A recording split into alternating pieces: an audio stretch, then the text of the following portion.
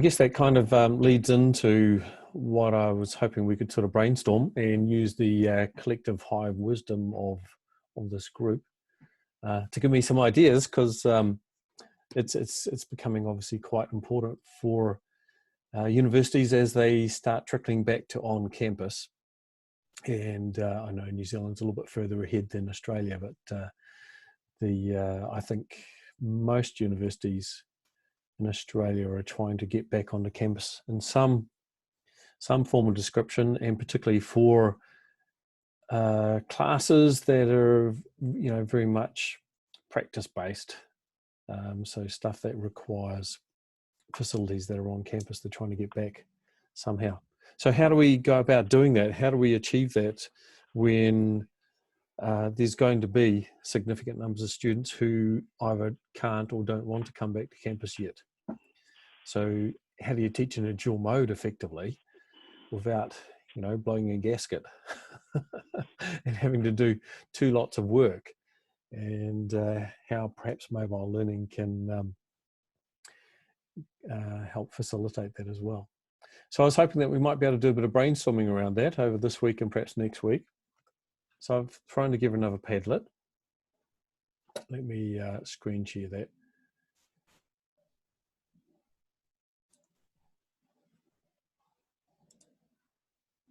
And we've got one or two sort of items there already. I've already shared this with you, but let me stick it in the chat again in case you've lost the link, so we can actually work on it live.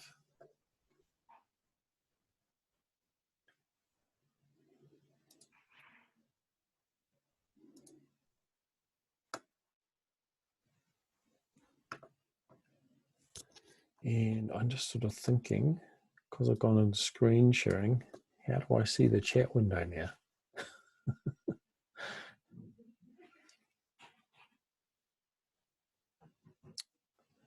Let's see, there we go. It was just hiding in the menu.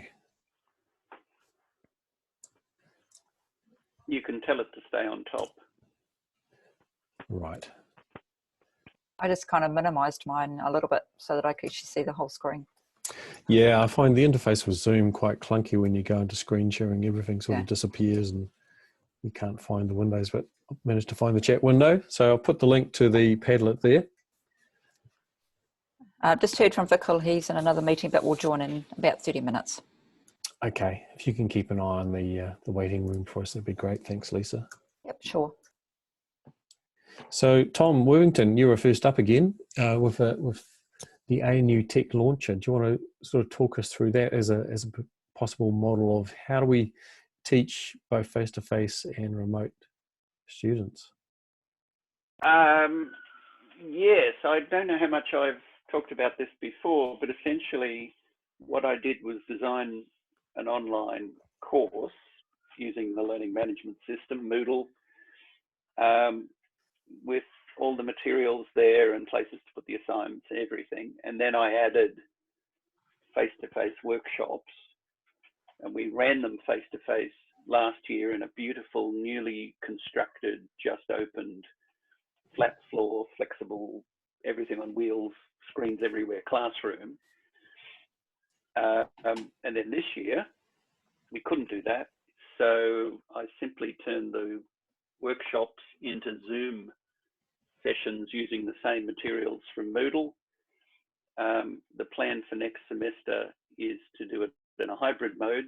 So if the classroom is available and we have some students there, but then we will use Zoom live in the classroom to connect in the students who are remote, but we'll use the same Moodle LMS to do the boring hack work of making students get their notes and where they submit things and all that stuff.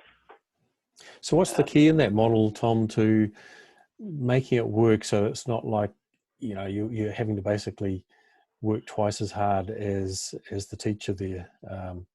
Well, the basic idea is to design an old-fashioned distance education unit of learning. Yep, so you start with that in mind first, so you design the interaction as if it was all distance, you're saying? As if it's distance asynchronous, then you add the synchronous bits, And then the other key is to use mostly the same online learning tools in the classroom that you would use remotely. And you'd use those live, you're saying? And just add them to the classroom. Yeah. So for example, students in the room who need to look at materials, they use the same learning management system to look at it. But otherwise, they'd be looking at a large screen which would have the remote participants on it. So you could get a sense of being one big group. Yeah. So that's kind of what I've put under that synchronous strategies. Just as a brief comment there, it was kind of very much the same sort of thinking as what you've done with that tech launcher model there, Tom, because I have done this with various groups in the past where we've collaborated with either distant students, whether that be nationally or internationally, and of course internationally it tends to be more asynchronous, but when you've got groups around the country in the same time zone, it can be synchronous. They're just not physically in the same space. And so basically you sort of think blended learning, and that becomes the default. So if you design your activities around the online platforms, and you've suggested the LMS, which I think is a great way to start. And so you're using that live in the classroom, and that becomes your link between your face-to-face and your remote students. So they're all engaging with that sort of synchronously. So I guess that's one way I see it happening without it being too much extra work as such. Because hopefully most courses have an LMS component already. And just sort of making that front and center of the face-to-face class rather than just leaving it in the background and expect students to look at it after class, but actually bringing that into the face-to-face class environment. Yeah, the use of the LMS can be a bit hit and miss, a lot of cases. And it's almost the opposite thinking where you assume the norm is people are coming to class and the LMS just so supplements it. Whereas I think you need to flip it the other way around. Exactly, yeah. And I'm not just saying just the LMS. I mean, you can do a lot of other tools, but for, if people got 2 weeks to prepare, it's not very likely they're going to be able to learn a whole lot of extra tools in 2 weeks. So if they use the tools they know already and try to bring that front and center in the class.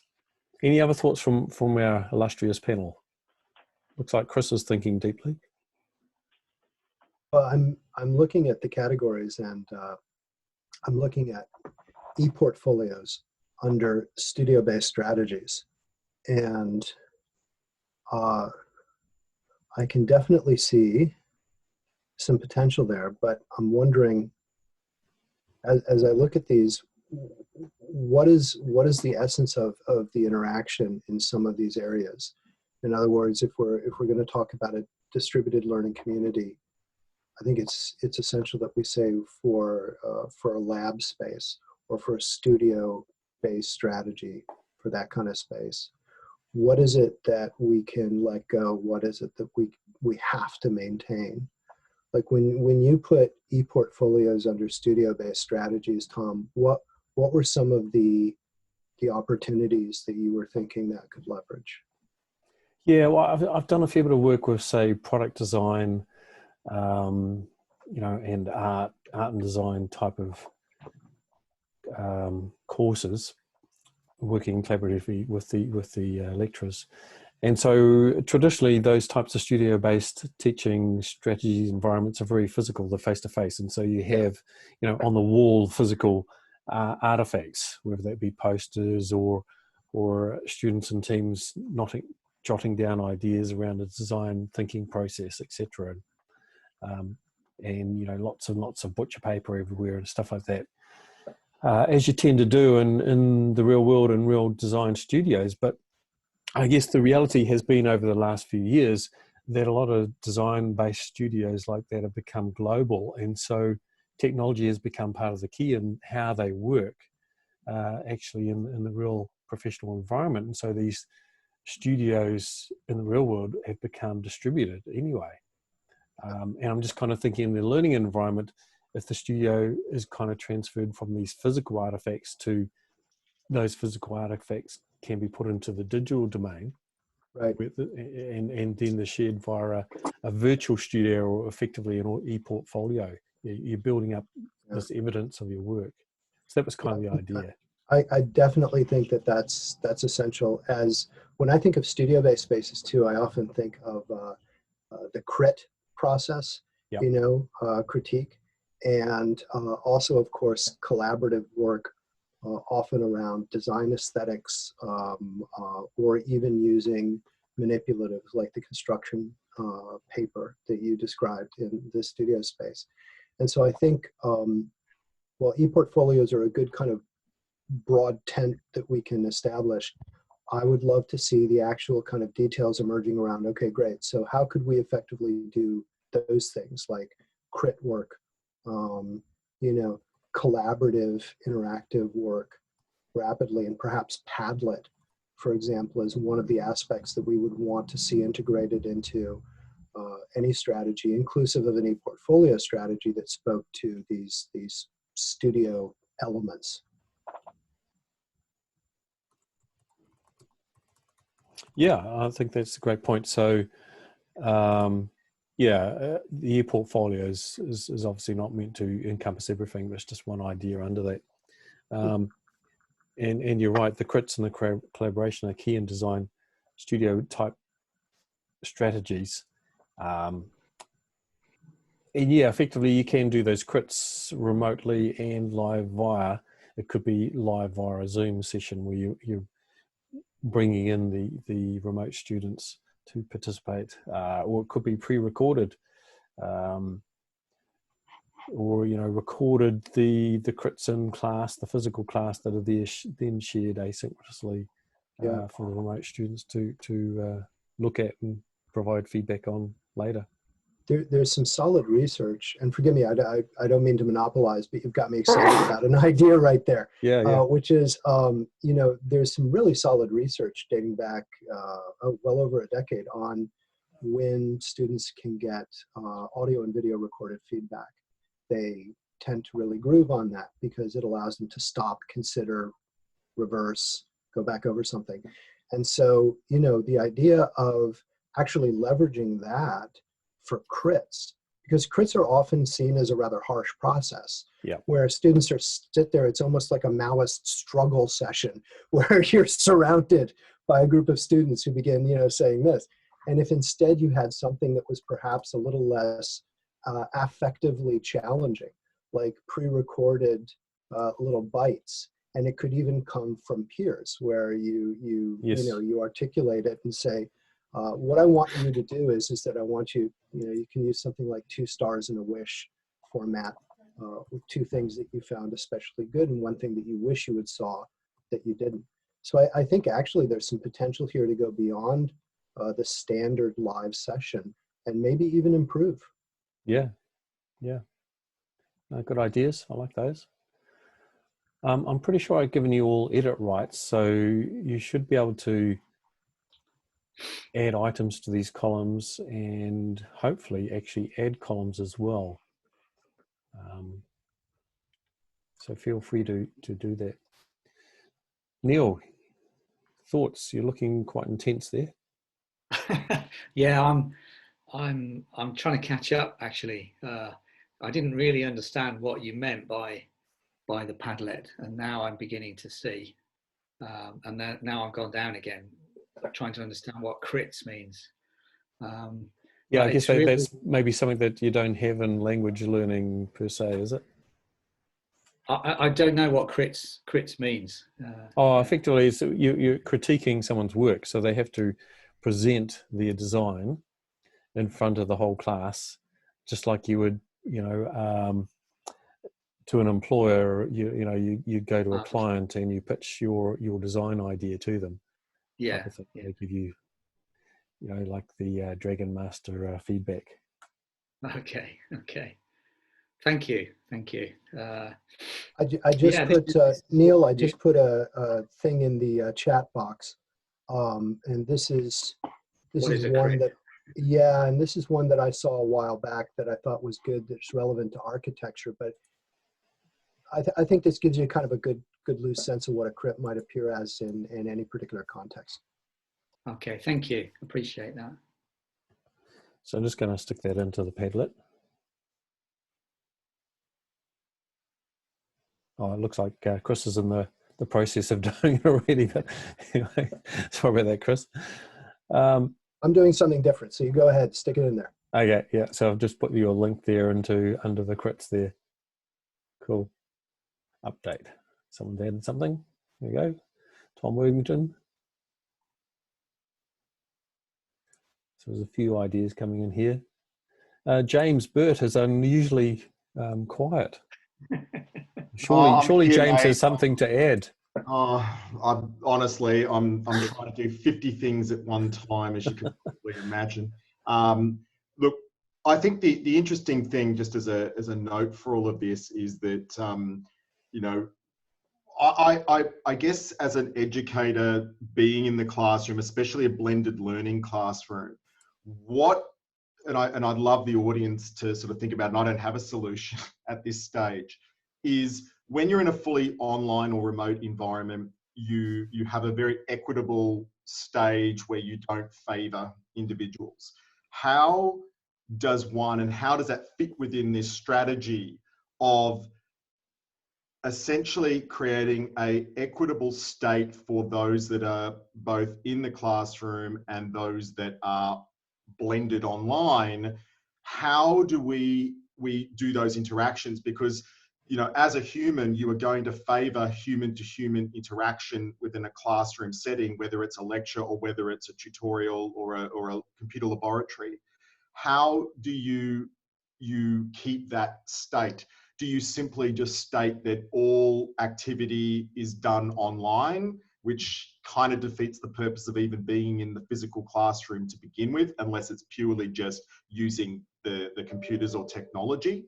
Or do you somehow create a blended environment using video cameras or something else to kind of connect everyone together in both the physical and the virtual space? Does anyone have any thoughts about that? Is the physical room equitable? I don't know. Yeah, well, I argue might be that the it's case. possibly not, because you know, quite often, you know, as a lecturer, you tend to you know, you engage with the students that are engaging face to face, and that's normally That is the very ones true, who yes. stick their hand up. You know, and it's usually the same students who are asking all the questions.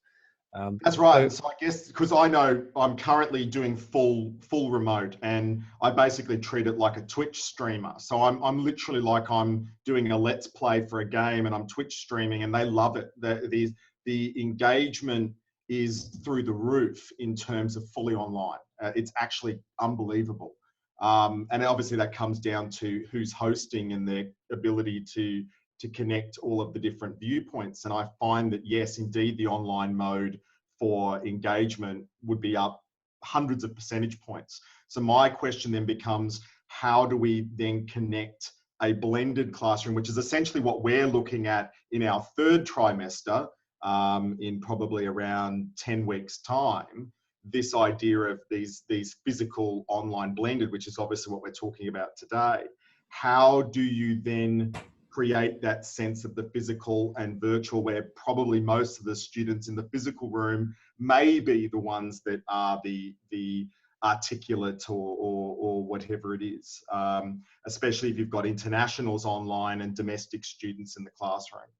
And what that's another interesting point, isn't it, James? If you're talking internationals, they're not necessarily in the same time zone, so synchronous actually becomes quite difficult.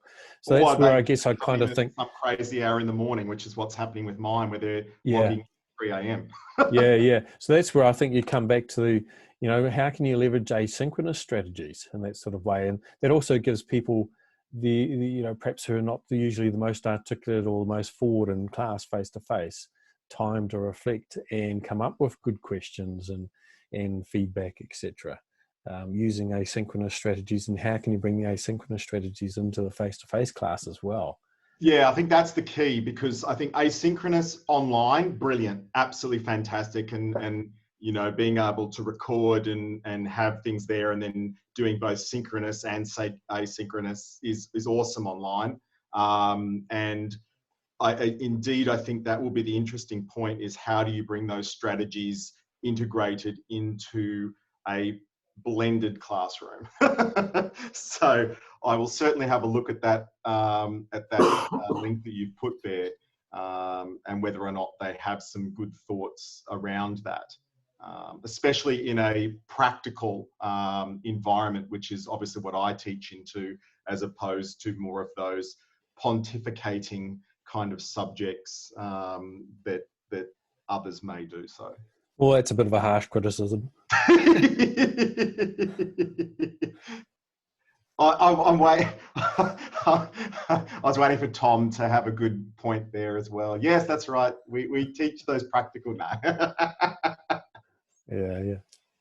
So what I've Tom, can I just make one point? Go for it, I just want to support what you were saying about the fact that asynchronous classrooms can encourage students who perhaps in a face-to-face classroom appear to be not so engaged or appear to be very quiet. And that's particularly the case, I think, with language learning, is that there are students who really dominate the classroom in a face-to-face environment. And so having some sort of blended opportunity is a really good way to make the classroom more equitable, I think. So I can see it's a very nice thing to do.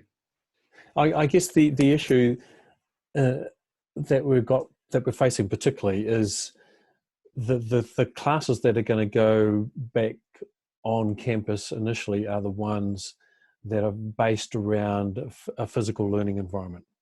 Yes, indeed, they're essentially practical type lab type. Yeah. So how do you do asynchronous with labs? That is my question. And that's everyone's question. So what's the answer? Well, I know what I do in my normal room. See, I guess for me, I haven't really changed my teaching strategy. So I do pre-record all of my practical demonstrations as pre-recorded learning videos with staged components, a bit of gamification, that sort of stuff. So I do that, and so in the lab environment, I'm essentially a helper. Really, it's have you had a problem with these things? If you've got an issue, then we'll talk about it. We'll do a bit of a breakout, just you and myself, or the group and myself, and I do that online as well. So having all of that pre-recorded information in an asynchronous works well. In terms of questions and other things, again, I use chat or sort of like Backchannel in the class, which I keep active on me during my normal physical classroom as well. Mm-hmm. Do you get someone to monitor that, or? No, it's me, myself, and I. Yeah. As I said, look, being an online gamer for 30 years has kind of helped me with multitasking of chat and activity and that sort of thing. Yeah, so that kind of reminded me of some of the strategies I've used in the past, James, around if you've got a back channel, actually making that live and making it, you're almost gamifying. I have it up on the screen. I have it up on like the projector, so it does, and it pings. And so even students in the class will be, and that obviously, now I haven't done that into an online blended room before, because I'm either physical or obviously this semester purely online. So it would be interesting, a live back channel blended across the room, and how all of that works. And if a educator is, as I said, I am actively thinking about it in the classroom and engaging with it. But again, I wonder if that's just from years of multitasking in computer games, and whether whether everyone has that capacity. I don't know.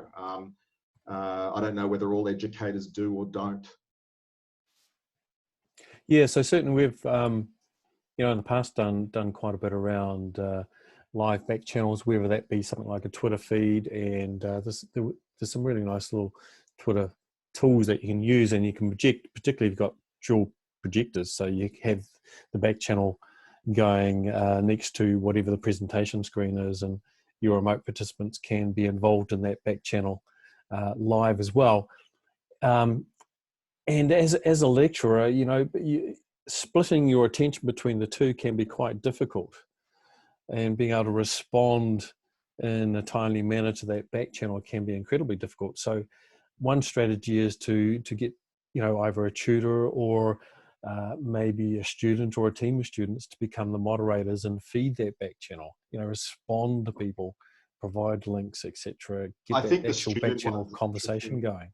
Yeah, I think the student one's interesting. We have a system at Bond called Beyond Bond, which is essentially James Bond.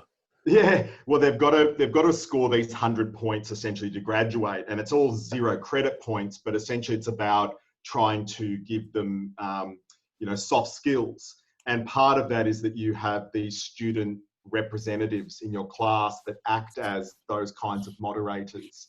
And they, you know, can use that and reflect upon their moderation within a classroom to score these points. So it's gamifying that kind of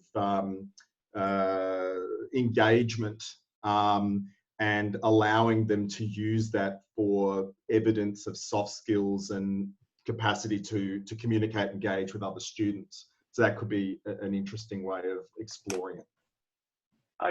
One thing I'd like to remind us before you all go back to the classroom, I suggest thinking about whether you're actually providing any meaningful learning in the classroom.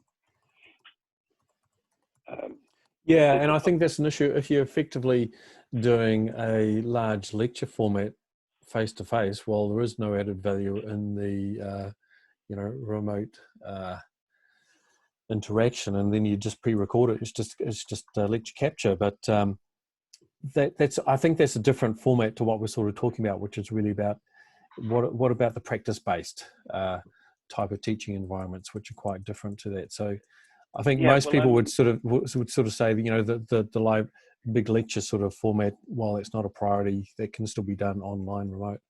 But still, even here, we've been mostly talking about focusing on how the lecturer and the students can communicate.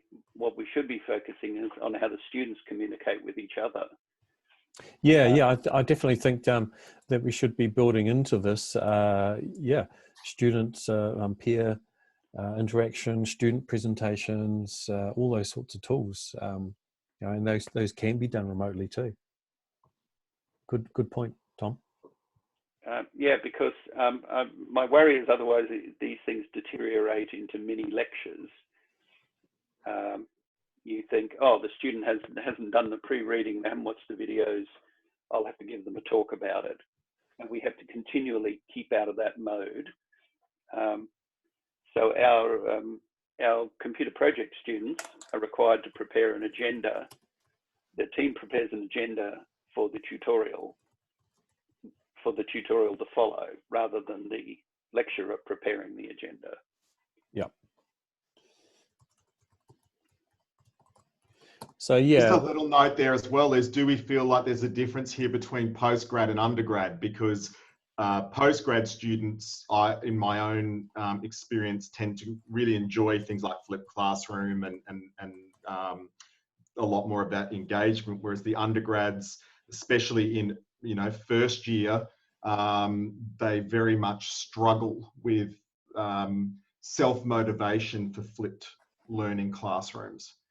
Maybe not if they're doing medicine or a high ATAR type course, but if you're looking at certain lower ATAR courses, they might really struggle with that sort of flipped peer learning approach to things, and whether or not this works for that type of individual.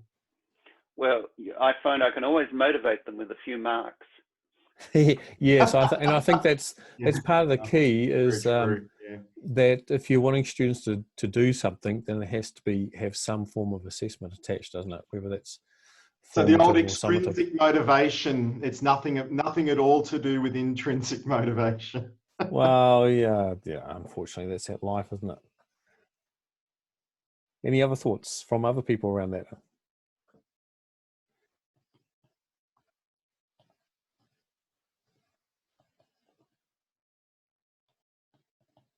deathly silence. So we've got a couple of other people wanting to join, but they're stuck in the waiting room. So I'm just messaging them saying, I've got the... I don't have the rights to do it, so. Oh, okay. I made you co-host. Okay. But anyway, I've just pulled up the participants window so I can see now. Obviously, yeah, it's that. Once again, my critique of the implementation of Zoom's interface. It's pretty horrible once you go into screen sharing. Anyway, so now I have the participants window up, so hopefully they'll try to rejoin. It's like Nicholson. Yeah. I sneaked in. So maybe we, at this stage, maybe Vikal could contribute to our discussion. What we're talking about, Vikal, is how do we go about supporting remote students when we're sort of coming back onto campus and we're particularly focusing upon practice-based teaching environments. So it could be, laboratory classes, or it could be health, where you're actually doing certain processes, and how do you do that with face-to-face and remote students? You've got some ideas? Definitely. I think this is where 360 videos actually play a huge role in actually giving the students who don't really have a choice of being on campus, because at least they'll be able to see what the other students are doing. It gives them an immersive experience. So there are ways of live streaming 360 videos to anyone in the world. Also, it doesn't have to be synchronous. It could be asynchronous as well. So you could record that and make it available to the students. There are ways of annotating the videos as well. So you can add resources. You can add supplementary or scaffolding resources like PDFs and things like that. So for students, even though they're not there and we empathize with them, but at least they're getting a much more better or a better experience other than just a 2D recorded video, which is one-dimensional. So they could spin around the 360, see what the other students, they get the ambience, and I think that's what we're missing when we do Zoom meetings. We're missing that sort of social ambience, the noise, the body language. Well, that's what I'm missing whenever we've been doing Zooms for so long, and I actually miss the presence of other people. It comes to sort of those principles of, if you look at communities of inquiry, isn't it? So social presence is one of the big three principles of creating an effective community of inquiry. Yeah. Well, that's one thing that comes to my mind. Okay. Oh, and then another thing is something that I've been trying is getting the students to actually live stream what they're doing from their phone to students who are not on campus. Yep. So if you're part of the group, you can live stream that using Zoom or Skype or WhatsApp or whatever they use. So it's more learner driven. We are not mandating that the students have to do it, but if they want to do it out of kindness and compassion, then please do it. So again, it's about getting the students to connect at a personal level, which is not related to the course, but in many ways it is. So again, it's nurturing the connection. And I think that's what's very important in this space. Yeah.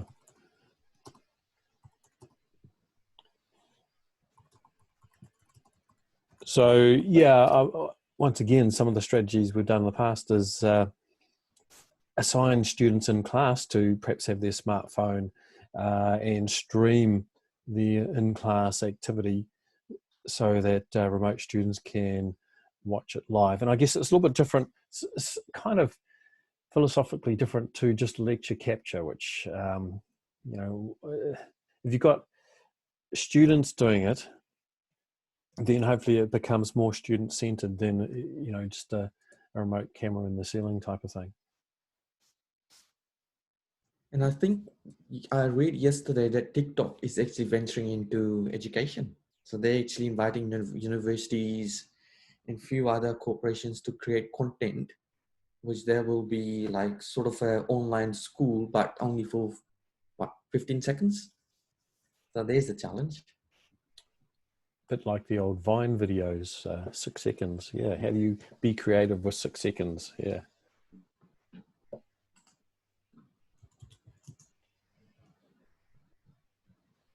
I put up a link about the hackathons. Mm-hmm. That might feed into that. The idea being you set the students a challenge they have to do in a group. There are goals to meet very rapidly, and then you say to them, well, you've got all your online tools, you've got a room, go to it.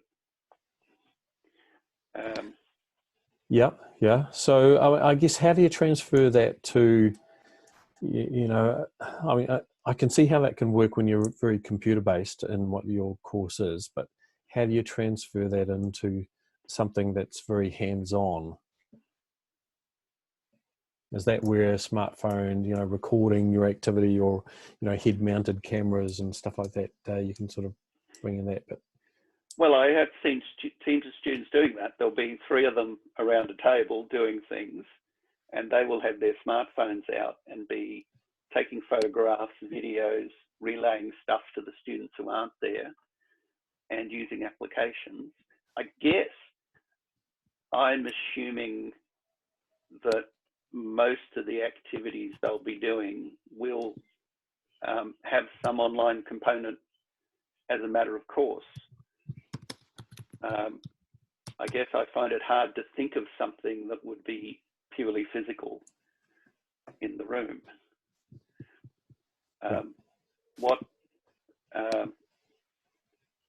In today's world, what sort of activities are we teaching students to be able to do which don't have an online component? Well, I guess that, I mean, there's a lot of teaching that hasn't in the past. Obviously, people have had to move very quickly to try to move online, although I think the default's been focused on the theory rather than practical in the meantime. So, you know, dissecting hearts and stuff like that, or whatever. How do you do that online apart from virtual reality? But then you've got to be able to develop those environments, and that can take quite a lot of time and perhaps a lot of money.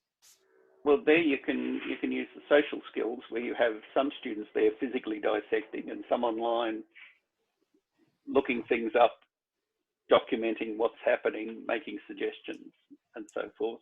So kind of distributing the workload. Yeah, and you know, when you set the students a task, you see them almost naturally starting to do that.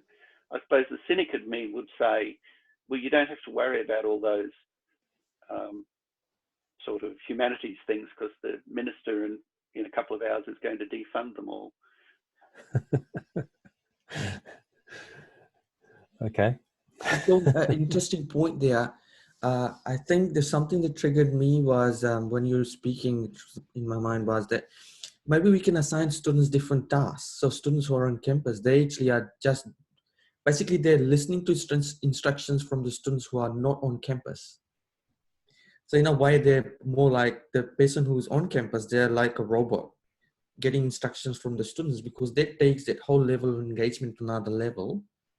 So one is more listening and doing it, while the other is more researching and going through the process of what that person will be doing it, how do I instruct them, and what information they'll need. So kind of designing team activities with different roles. Yeah, and distributing those roles across the face-to-face and remote. So I could certainly see, I have actually seen where remote students have effectively directed the in-class students to, change camera position, focus on something, etc., move around. And if it's live streaming, that actually works quite well. And Tom, isn't like in everyone, isn't that like a thing, like remote surgery is like gaining momentum because not people don't have access? So that's something that now surgeons actually do, so they remotely control and actually effectively go through the procedure. So it's in many ways making it a bit more authentic. Yeah. And there's quite a popular, well, I don't know if it's popular, but it's played a lot on New Zealand television at the moment.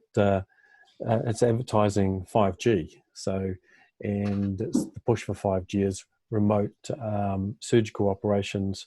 So it shows someone in Japan remotely operating via a robot in I don't know what the other country is, some other country, perhaps New Zealand, and it's a veterinary surgeon operating on, you know, a dog halfway around the other side of the world, sort of thing, and everyone's happy that it's successful, etc. But yeah, and another classic example was during the COVID period. Of course, doctors couldn't do face-to-face. So they were actually setting up e-surgeries or e-GPs.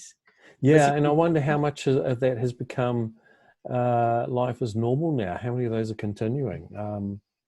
That'd be interesting. How has practice actually changed? You know, and that provides a whole lot more access as well, doesn't it? Yeah. The state thing I read was, of course, New Zealand is almost back to normal. And one of the school teachers tweeted saying, we did so much more online, but now that we're on campus, everything has gone out the window and we're back to doing what we did. Yeah, conceptual shifts are hard, aren't they? Yeah. Okay. Any last thoughts from anyone on our panel?